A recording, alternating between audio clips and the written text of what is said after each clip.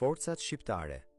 Shqiptar etnik nga Shqipëria, Kosova dhe trevat ku banojnë shqiptarët treguan se guximi lind si trashëgimi dhe është tërësisht gjenetike. Në atë nëntor të ftohtë të vitit 1912, kur mjegulla dhe bora kishin mbuluar kreshtat e thepisura, grykat e lumës u kthyen në skenën e një prej dramave më të jashtëzakonshme të historisë sonë. Ushtria serbe, e bindur në fuqinë e saj shkatruese dhe armatosur deri në dhëmbë me artilleri të rëndë, marshonte drejt Adriatikut me mendje madhësinë e një makinerie që besonte se asgjë nuk mund t'i dilte përpara.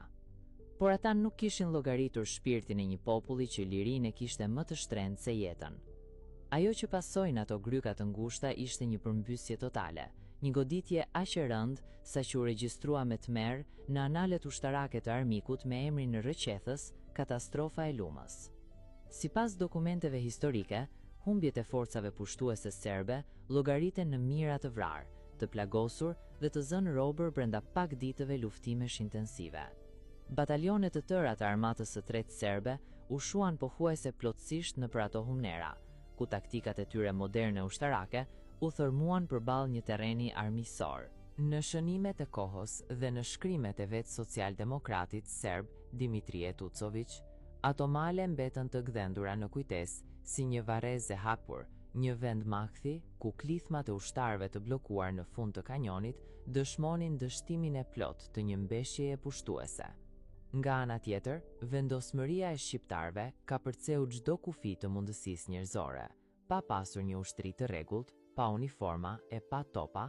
Burrat e lumës, hasit, dibrës dhe malësisë u ngritën si një trup i vetëm në thirrjen e kushtrimit.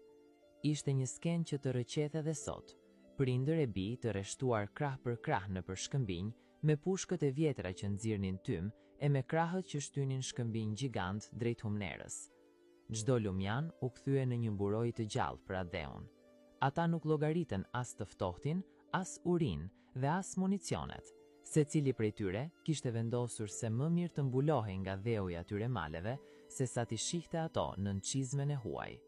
Kjo qëndres mbi njerëzore dhe ky vetmohim i pastër nuk mbrojtën vetëm vatrat e tyre, por shpëtuan të ardhmen e të gjithë kombit. Me gjoksin e tyre të bërë shkëmb, ata ndalën hodhin e armikut dhe bën të mundur që pikërisht në ato ditë të vështira, Ismail Qemali të ngrinte flamurin në Vlorë. Luma u bë roja e pavarësisë, duke vërtetuar me gjak se kur një popull vendos të jetojë i lirë, nuk ka ushtri apo makineri lufte në botë që mund t'i thyej vullnetin e tij të çelikët.